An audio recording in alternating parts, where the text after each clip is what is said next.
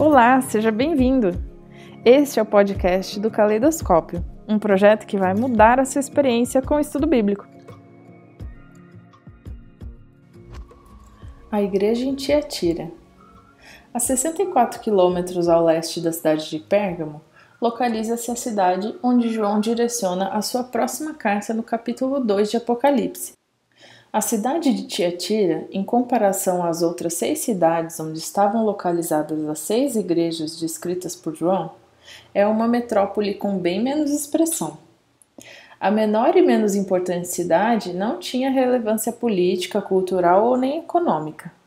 Os habitantes eram trabalhadores braçais, sem muitas riquezas e geralmente trabalhavam na produção de artigos de púrpura e lã reais, ou na indústria de tingimentos, em contraste com os cidadãos das cidades anteriores. Se em Pérgamo os falsos ensinamentos estavam se alastrando na igreja, em Tiatira as heresias começaram a se consolidar. Agora não por forças externas, e sim por uma influência interna dos grupos de dentro da própria igreja.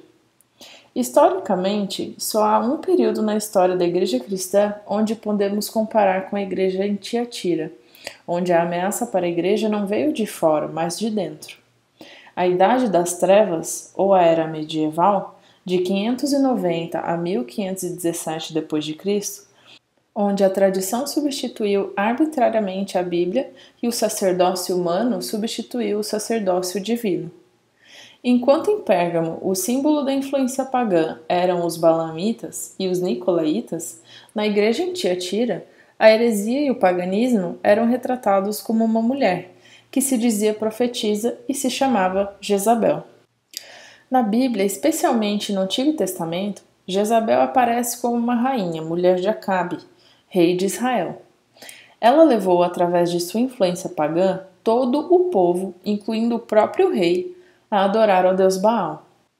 Quem fosse contra os deuses pagãos e permanecesse fiel ao Deus verdadeiro, era duramente perseguido, assim como foi o próprio profeta Elias. A heresia e o falso ensino se tornaram algo oficializado em Israel. Semelhantemente, na igreja de Tiatira, a adoração pagã e as participações nos rituais cívicos que envolviam imoralidade sexual e comida sacrificada aos ídolos. Cada vez mais os cristãos em Tiatira se distanciavam das Escrituras, e pela influência de Jezabel, o símbolo do falso profetismo, paganismo e heresia, a autoridade exclusiva divina era menosprezada e substituída. Interessante notar que, apesar da cidade de Tiatira ser a menor e com menos expressão no cenário das 7 igrejas, a mensagem escrita por João para ela é a mais longa de todas. A carta menciona em seu conteúdo todas as igrejas, pois o que acontece na igreja em Tiatira poderia acontecer com qualquer igreja.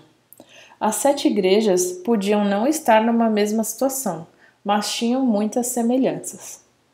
Quando a opinião pessoal e o sentimento de superioridade tomam o lugar da palavra de Deus e sua verdade, o resultado é sempre o mesmo: ódio, perseguição e intolerância. Nenhuma comunidade religiosa estava imune ao que acontecia em Tiatira.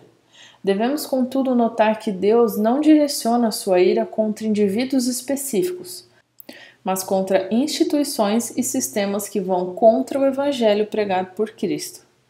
Na parte final da carta, após ter dado oportunidade de arrependimento, Jesus, descrito como na primeira visão de João, pronuncia um severo julgamento para a falsa profetisa e seus seguidores, ou seus filhos, uma clara alusão a 2 Reis, capítulo 10, versículos 6 a 8, onde foram mortos os filhos do rei Acabe. Todo o furor agora repousa sobre aqueles que tiveram oportunidade, mas não se arrependeram dos seus maus caminhos e deliberadamente praticam a imoralidade. Porém, mesmo na igreja de Tiatira, Deus tinha seu povo, que permanecia fiel e que não abriu mão dos princípios da verdade. João descreve 4 virtudes deles: amor, fé, serviço e perseverança. Para esse remanescente, que não dobrou seus joelhos aos falsos deuses, são feitas duas promessas: autoridade sobre as nações, uma promessa que possui eco no Salmo capítulo 2, versículo 8 e 9, onde é prometido o Messias, o ungido Filho de Deus, aquele que verdadeiramente tem autoridade e a palavra final contra todo tipo de heresia e ensinamentos errôneos. E a segunda promessa é a estrela da manhã, uma referência a Números, capítulo 24, versículo 17, onde o próprio João a interpreta como Jesus Cristo, em Apocalipse, capítulo 22, versículo 10. Os problemas que são apresentados nas igrejas são problemas universais de todas as igrejas.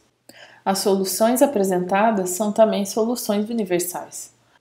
A promessa que Cristo oferece no final da carta a Tiatira àqueles que são fiéis é Ele mesmo. A sua segunda vinda deve ser o maior motivo de encorajamento e deve ser aguardada como a grande libertação final de todo o povo de todas as eras, aqueles que foram genuínos seguidores do verdadeiro Deus. Mas vem a hora, e já chegou, em que os verdadeiros adoradores adorarão o Pai em espírito e em verdade, porque são esses que o Pai procura para seus adoradores. Não deixe de se registrar no nosso blog para ser notificado sempre que houver um post novo. Faça seu registro no www.ocaleidoscopio.com.br. Siga também o nosso perfil no Instagram, @ocaleidoscopio_, e não deixe de compartilhar nosso conteúdo. Fique com Deus e até o próximo estudo!